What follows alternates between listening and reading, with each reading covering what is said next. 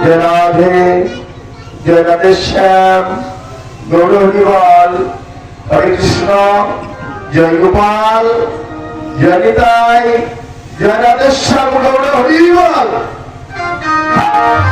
राधे राधे जय राधे राधे जय हो अनंत कोटि साधु वैष्णव साधक साधिका महापुरुष যে যেখানে যেভাবে ধ্যান তপস্যা সাধনা করছে সাকারে হরিবল নিরাকারে সকলের শ্রীপাদ চরণে আমার শত সহস্র কোটি প্রণাম তবু চরণে বান্ধব জয় হোক হরিবল এই কীর্তন করে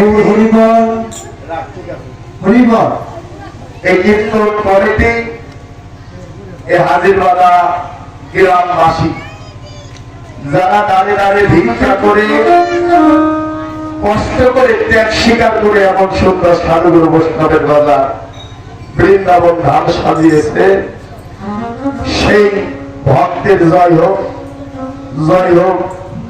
যারা দূর দূরান্ত থেকে ছুটে এসেছে আমার বাবাজিরা কাজকর্ম ব্যবসা বাণিজ্য চাকরি বাকরি পরিত্যাগ করে ছুটে এসেছে সাধুর বাজার বৃন্দাবন ধরে সকলের সেবাদ চরণে আমার শত সহস্র কোটি প্রণাম তবু চরণে বান্ধব জয় রাধে রাধে। তাই ইতিপূর্বে যে লীলাটি শ্রবণ করলেন স্মরণ করলেন আমার ভগবান শ্রীকৃষ্ণের জাগরণ লীলা না কি ভাইরা ভগবানের জাগরণ লীলা নয় আর যে লীলাটি স্মরণের বিষয়বস্তু পূর্বাহ্ন কালীন লীলা ভগবান শ্রীকৃষ্ণের গমন গোষ্ঠ লীলা। এই লীলাটি পরিবেশনা করার মতো যোগ্যতা আমার ভিতরে নাই। জ্ঞানহীন ভজনহীন সাধনহীন ভক্তি এ বাংলাদেশে যত কীর্তনী আসে সব থেকে নগণ্য ক্ষুদ্র কীর্তনিয়া সব থেকে অপরাধী পাপী মানুষ। সবাই কৃপা করবেন। যদি ভক্তের কৃপা হয় আমার ঠাকুরের কৃপা হবে না কি হলো আমার কি সাধ্য আছে বলা? সে যদি বলায় তবেই তো বলতে পারি, তার উপরে তো কিছু করা যাবে না। কৃপা থাকতে হবে। কৃপা দিবে কে? কৃপা করবেন আপনাদের মতো অনন্ত কোটি সাধুগুরু বৈষ্ণবী। কেননা এর জগতে ভক্তের কৃপা হলে নাকি আমার ভগবানের কৃপা হবে। আসতে এ জগতে ভক্ত যদি একবার কৃপা করে আমার ভগবানেরও কৃপা হয়। হরিবল হরিবল নাকি অসাধু ভক্ত বিনে যেমন এ জগতে ভগবানের কেহ নাই, ভগবান বিনয় জগতে ভক্তের কেহ নাই। এ জগতে ভক্ত যারা তারা শয়নে স্বপনে নিশি জাগরণে দুটি নয়নের জল ছেড়ে দিয়ে বলে প্রাণ গৌর হে এ জগতে তুমি বিনা আমার আর কেহ নাই। শয়নে স্বপনে নিশি জাগরণে ধ্যানে জ্ঞানে শোনাই সর্বক্ষণ তুমি অন্ধ, তুমি বিনা আর কেহ নাই। ভক্ত যেমন ভাবনা করে তুমি বিনা আর কেহ নাই। এ জগতে ভগবানও সারা দিন ভাবনা করে ভক্ত বিনে আমারও কেহ নাই। এ জগতে ভগবান একা। আস্তে খটখট করে বাবা, কারণ কীর্তন খালি শুনো না, ভালো করে শুনে যাও। ভগবানের জগতে একা। ভগবানকে যদি আমরা কেউ না ডাকি তার কি কোনো মূল্য আছে? সারানার কোনো মূল্য আছে? সারানার মূল্য নাই। এ জগতে বাবাজি যারা তরিক পন্থ ভক্ত তারাই তো ছুটে আসে সাধুর বাজারে। এই যে ছুটে এসেছে, যার হাতে হাত দিয়েছেন, যদি তার কোনো গান আপনি না করেন তার কি কোনো নাম থাকবে? থাকবে। এই জগতে ভক্ত যদি ভগবানকে না ডাকে ভগবানের কোনো চারা নামে বললো না। আর ভগবানও যদি ভক্তকে কৃপা করে না করে ভক্তের চারা নামে কোনো মূল্য নাই। আরে তাই দুটি যেন একাকার। তাই ভগবানের কৃপা হয় কখন? যখন আপনাদের মতো সাধুগুরু বৈষ্ণব ভক্তের কৃপা হবে, ভক্তের শরৎ-ধ্বনি একবার অঙ্গে লেগে যাবে।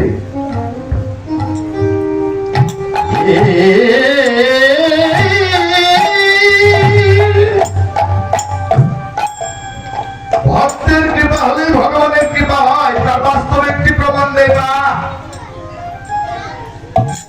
কেমন করে? এক বুড়িমা ছোট, প্রত্যেক দিন নিশি প্রভাতে একটি মালা গাঁথে, বৃক্ষ থেকে ফুল তুলে। কথাগুলো ভালো করে লক্ষ্য করবেন। কেননা বুড়িমা ছোটবেলা থেকে মনে বাসনা,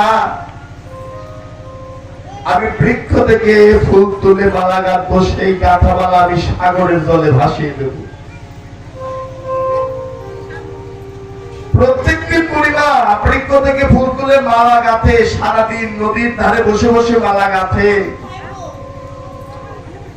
সেই গাঁথা মালা বিকেল বেলা সন্ধ্যাবেলা ছিঁড়ে ছিঁড়ে ফেলে দেয়। এক সাধু বাবা প্রত্যেক দিন নিশি প্রভাতে যায় নদীতে স্নান করতে। স্নানের সময় দেখে বুড়িমা বসে বসে মালা গাঁথছে। স্নান করে সাধু বাবা নগরে মাধুকরী কুড়াতে যায়, মানে ভিক্ষা করতে যায়। সারাদিন ভিক্ষা করে সন্ধ্যাবেলা যখন আপন গৃহে ফিরে, আপন ঘরে ফেরার পথে দেখে বুড়িমা গাঁথামালা ছিঁড়ে ছিঁড়ে নদীর ধারে ফেলে দিচ্ছে। ও বাবা, একদিন দুই দিন যদি আপনাকে কোনো কর্ম করতে দেখি, আমার বলতে ইচ্ছা করবে না দাদা আপনি এই কর্ম কেন করেন? একদিন সাধু বাবা বুড়িমার কাণ্ড দেখে দুটি নয়ন জলে ভেসে ভেসে বলছে, ও বুড়িমা, চরণে প্রণাম বুড়িমা, তোমায় একটি কথা বলতে চাই। সাধু বাবার কথা শুনে বুড়ি ভাসে দুই নয়নের জলে। দুটি নয়নের জলে কেঁদে কেঁদে বলে, ও সাধু বাবা, একবার কৃপা করে বলো বলো সাধু বাবা,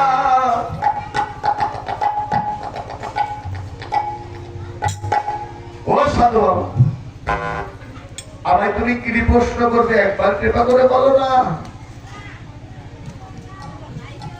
সাধু বাবা বুড়িমার কান্না দেখে সাধু ভাসে নয়ন জলে,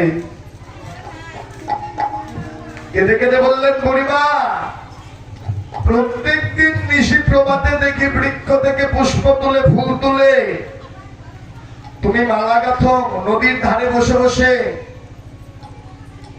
সেই গাঁথা মালা কেন তুমি ছিঁড়ে ছিঁড়ে বিকেল বেলা সন্ধ্যাবেলা নদীর ধারে ফেলে দাও, জলে কেন ভাসাও না? বুড়িমা আমার দুটি নয়ন জলে কাঁদে আর বলে, সাধু বাবা, এমন প্রশ্নের জগতে কেউ কোনোদিন আমায় করেনি গো। আজ তুমি যখন করেছো তোমায় আমি সত্য কথাই বলবো।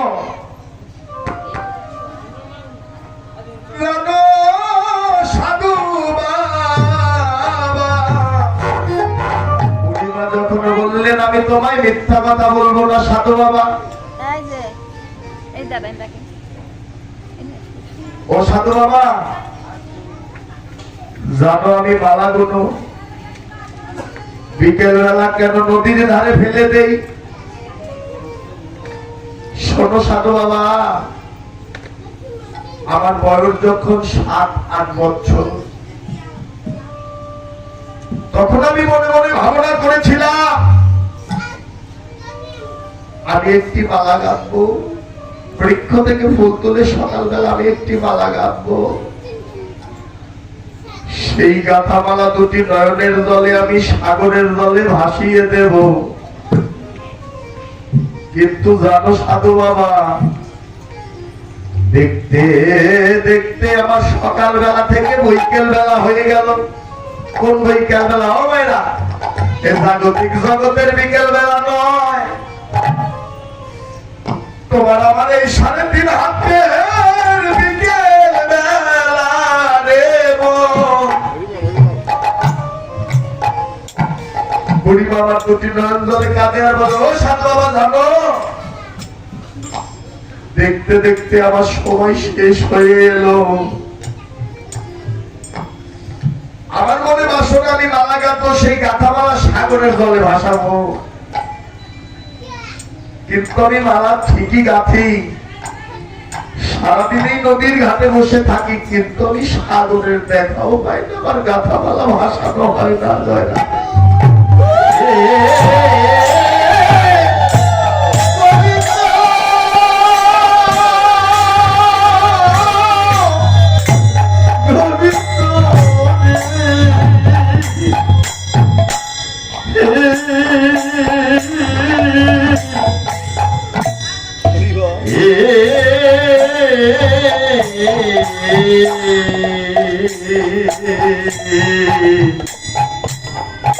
গোবিন্দ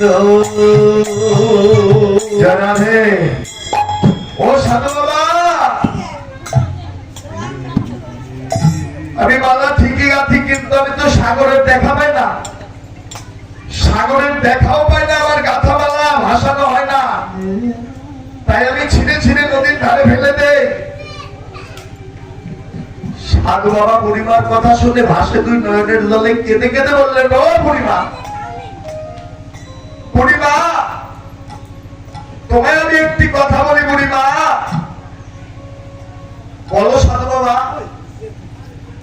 ও বুড়িমা, তুমি সারা জীবন যদি এই নদীর ঘাটে বসে থাকো, কোনোদিন সাগরের দেখা পাবে না বুড়িমা। যদি সারা জীবন এই নদীর ঘাটে বসে থাকো, কোনোদিন সাগরের দেখা পাবে না। ও বুড়িমা, তোমার এই গাঁথা মালাখানা তুমি একবার এই নদীর জলেই ভাসিয়ে দাও না। বুড়িমা বললেন, না, আমার তো মনে বাসনা আমি মালা ভাসাবো সাগরের জলে, কিন্তু আমি তো সাগরের দেখা পাই না। সাধু বাবা বললেন, ও বুড়িমা, তোমায় একটি কথা বলি বুড়িমা। বলো সাধু বাবা। তুমি একবার নয়ন জলে এই মালাখানা এই নদীর জলে ভাসিয়ে দাও। কেন ভাসাবে জানো? মা বাবা, এখানে সনাতন ইসলাম দু ধর্মেরই লোক আছে, কথাটি ভালো করে লক্ষ্য করবেন। সাধু বাবা বললেন, মালাখানা তুমি এই নদীর জলে ভাসিয়ে দাও। না সাধু বাবা, মালা তো ভাসাবো সাগরের জলে। বললেন, বুড়িমা, তোমার তো জানা নেই বুড়িমা। তুমি কি জানো বুড়িমা, নদীর সঙ্গে সাগরের একটা যোগাযোগ আছে। নদীর সঙ্গে সাগরের একটা যোগাযোগ আছে বুড়িমা। তুমি যদি সারা জীবনে ঘাটে বসে থাকো, কোনদিন সাগরের দেখা পাবে না। আর তুমি গুরুর নাম স্মরণ করে দুটি নয়ন জলে এই মালাখানা যদি নদীর জলে ভাসিয়ে দাও, একদিন ভাসতে ভাসতে ভাসতে ভাসতে সাগরের জলে পৌঁছে যাবে।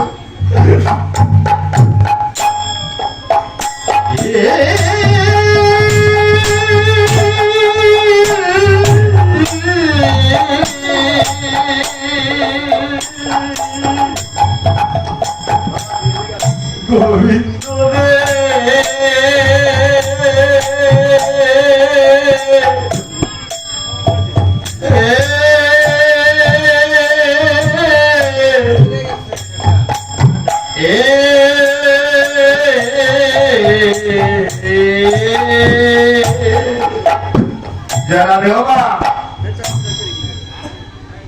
যদি সারা জীবন নদীর ঘাটে বসে রাখো কোনদিন সাগরের দেখা পাবে না।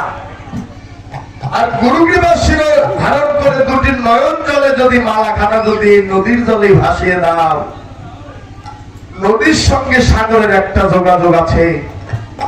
এই মালাখানা একদিন ভাসতে ভাসতে সাগরের জলে পৌঁছে যাবে। সত্য না বাবা? নদীর সঙ্গে সাগরের একটা যোগাযোগ আছে না? সারা জীবন বসে থাকলে তো কোনোদিন কৃপা হবে না।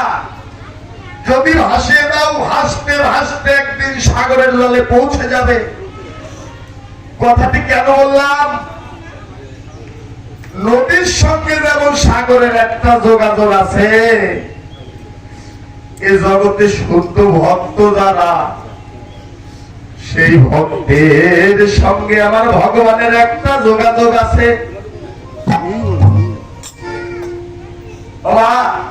নদীর সঙ্গে যেমন সাগরের একটা যোগাযোগ আছে, ডাইরেক্ট কিন্তু গাছের মাথায় ওঠা যায় না। এই জগতে ভক্তের সঙ্গে আমার একটা ভগবানের যোগাযোগ আছে। এই যে যারা গুরুর চরণে গিয়ে পড়েছে, গুরুর হাতে হাত দিয়েছে, ও মা, এই জগতে চৈতন্য গুরুদেব যারা, সেই গুরুদেবের সঙ্গে আমার ভগবানের একটা যোগাযোগ আছে। কেননা ডাইরেক্ট তুমি আমি ওই গাছের মাথায় উঠতে পারবো না। ভগবান বললেন ডাইরেক্ট কেউ আমায় খুঁজে পাবে না। কেন পাবে না? গুরু কেন ধরতে হয়? গুরুর চরণে কেন হাত দিতে হয়? এ জগতে মানুষের চরণ ধরতে হয় কেন? সেই মানুষই একদিন কৃপা করে তোমায় ভগবানকে দেখিয়ে দিতে পারে। হরি বল, হরি বল।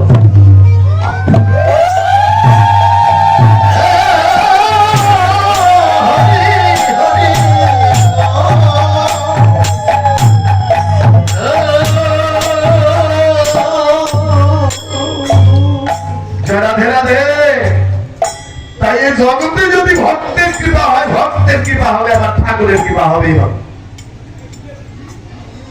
জগতে। কারণ ভগবান আগে বলেনি আগে আমার সঙ্গ কর। কেউ বলতে পারবে না, কোন শাস্ত্র মতে ভগবান ডাইরেক্ট বলেনি যে আমার সঙ্গ কর। কেননা তার আরেকটি প্রমাণ, সঙ্গ করতে করতে হয় সৎসঙ্গ, সৎসঙ্গ করতে করতে হয় ভক্ত সঙ্গ, আর ভক্ত সঙ্গ করতে করতে হয় আমার গুরু গোবিন্দের সঙ্গ। তাই ভগবান বললেন আগে আমার সঙ্গ না করে, আগে আমার সঙ্গ না করে কি করবি জানিস? আজ দেখো হাজির বাজার কিভাবে কাঙ্গাল ভক্ত যেন সাধুগুরু বৈষ্ণবের বাজার মিলিয়েছে।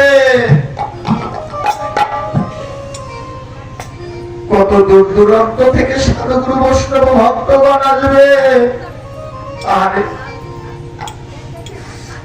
আগে আমার চরণ না ধরে ভক্তগণ বসে আছে, আগে একবার ভক্তের ধুলায় অজ্ঞাপন করো হরি বল।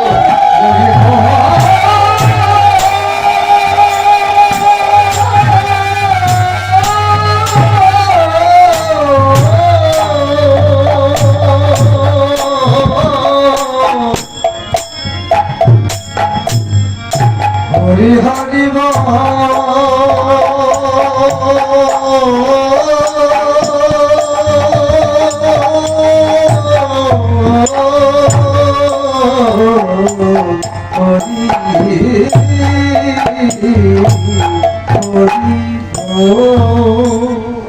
আগে ভক্তের চরণ ধুলা লেপন করো। ভক্তের কৃপা হলে ভগবানের কৃপা হয় না। কেননা ভগবান বললেন ভক্তই আমার মাতা পিতা, ভক্তই আমার গুরু, ভক্তই আমার নাম রেখেছে বাঞ্ছা কল্পতরু।